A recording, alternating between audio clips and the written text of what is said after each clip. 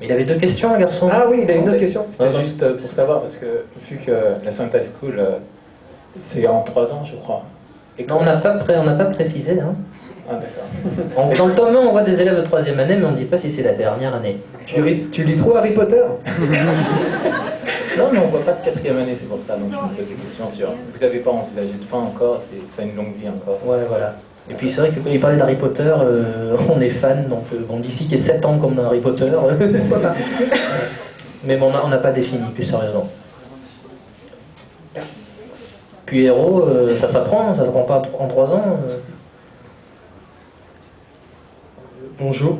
Bonjour. Je voudrais savoir, vous êtes que tous les deux à travailler là-dessus ou il y a d'autres personnes qui vous accompagnent, comme dans les BD japonaises? Ou Bon, on met en avant juste l'auteur, mais il n'est pas tout seul à le faire? En fait, si tu veux, on est deux, mais on a chacun, on va dire, des choses précises à faire. Quand on écrit, on est deux. Ça, ok, on fait jamais... Il n'y a aucun épisode qui est écrit que par l'un de nous deux. Ça marche pas comme ça. Ça, c'est vrai qu'il est tout seul au dessin, mais moi, par exemple, je m'occupe de faire tout ce qui est habillage couleur pour les couvertures, pour les illustrations dans Coyote. Je m'occupe aussi de temps en temps, quand on veut faire des effets, tu vois, de trames, de choses comme ça, c'est moi qui les fais aussi.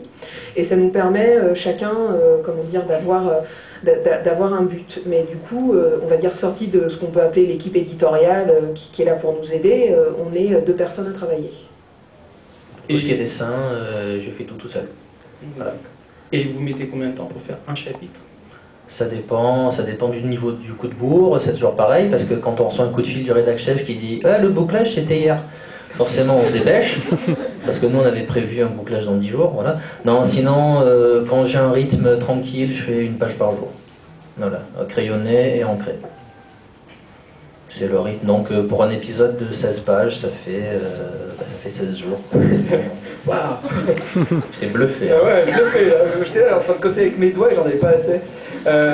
Non, niveau merchandising, c'est cool, mais j'ai vu des t-shirts. Oui, effectivement. Et vous avez fait d'autres choses? Vous avez prévu des choses? On a des choses prévues, prévues. On a des peluches Chibi Goldo que nous ont fait des fans. Ah. On a alors on essaye de les montrer à l'éditeur. Regarde l'éditeur que tu nous aimes, regarde on a des peluches, vas-y vends-les. Bon après il nous fout dehors. On a plein de produits dérivés, mais juste à nous. On a des fans qui nous ont fait des petites résines du Chibi Goldo, du Chibi Golgoth, des résines de Caneraclore, enfin des personnages principaux. Mais pour tout ce qui est commercialisation, c'est plus dur. Pour le moment on a des t-shirts, quelques cartes postales et des posters, non? J'ai oublié. Non, Des non, litos. tu te trompes. Les litos, oui. On a eu des litos, ouais, on a eu des litos, c'est ça. Une autre question? Oula, trop. Ah. Non, il rend le micro et hop, ça va derrière. Allez, monsieur micro, allez, hop, allez, on y va, allez, hop, monsieur micro, on l'applaudit s'il vous plaît. Non? Ok. Non, mais c'est comme ça, hein, vous faites comme vous voulez. Voilà, moi je voulais vous poser la question au niveau finance en fait. Quel est votre budget pour monter tout ça et est-ce que vous prévoyez à l'avance ou Notre budget, c'est ce qu'on investit nous ou ce qu'on est payé? Oui, c'est ça. Parce qu'on investit nous, c'est tout bête, hein, c'est le prix du papier, du crayon, c'est tout, ça coûte pas plus cher que ça. En fait, si tu veux, tu parles après on va dire de l'investissement que représente une BD, après c'est un côté qui est beaucoup plus éditorial. Il faut savoir qu'un éditeur, il va avoir par série ce qu'on peut considérer comme une enveloppe, c'est-à-dire qu'il va dire pour cette série, je peux débloquer ton argent. Parce qu'au début, quand une série sort, l'éditeur ne sait jamais si ça va être un carton super, s'il va en vendre des milliers ou s'il va en vendre 2. Et donc, partant de là, si tu veux, l'éditeur, il fait une petite moyenne, il dit bon, je pense que ça va vendre à peu près ça, et il te débloque un budget. Donc le budget, si tu veux, ça recouvre donc ce qu'on fait pour le scénario. Il y a deux prix différents, il y a le prix du scénario, le prix du dessin. Mais c'est vrai que nous, si tu veux, on peut pas influer dessus, sauf du moment où, si ta série marche, tu peux aller voir ton éditeur et lui dire j'aimerais qu'on recalcule un peu ce que je gagne. Mais sinon, au début, étant donné que l'éditeur et l'auteur, on ne sait pas trop ce que ça va donner, on est obligé de travailler avec, on va dire, une enveloppe de base. Mais sinon, c'est vrai que nous, personnellement, si tu veux, ce que ça nous coûte, c'est beaucoup de temps, ça c'est évident, du papier, tu vois, du matériel de base de dessin. Mais sinon après, c'est vraiment quelque chose de complètement éditorial. J'ai une autre question aussi. Vous faites ça par plaisir, loisir, ou c'est vraiment votre métier Au début, oui, c'est un plaisir, un loisir, et maintenant, c'est notre métier. C'est-à-dire qu'on fait que ça, on fait que de la BD. On fait pas que Saint High School, puisqu'on travaille, moi je travaille sur 4 BD en même temps, Florence travaille sur 6, parce qu'elle fait de la couleur, pour du franco-belge. Pas sur Saint High School, hein, sinon elle nous arnaquait. Oui, carrément. Mais voilà, la BD, c'est notre travail à temps plein. Mais c'est vrai que, comment dire, la BD, c'est quelque chose qui est, comment dire, c'est un métier qui est vachement sympa, plein d'auteurs te le diront, mais c'est vrai que, étant donné que tu peux pas, par exemple, tu peux pas te calculer de temps de vacances, par exemple, c'est un truc qui, pour ainsi dire, n'existe pas, parce que si tu dis, bon, j'ai décidé, je prends 15 jours de vacances, ton éditeur il ne paye pas pour ça, c'est normal, il te paye à ce que tu lui rends. Donc après, c'est pour ça en fait qu'on a plusieurs projets en même temps. C'est à moins d'avoir une série qui fait un carton, c'est très très dur de vivre sur une seule série. Voilà, tu demandais si on fait ça par passion ou parce que c'est notre métier, en fait c'est les deux.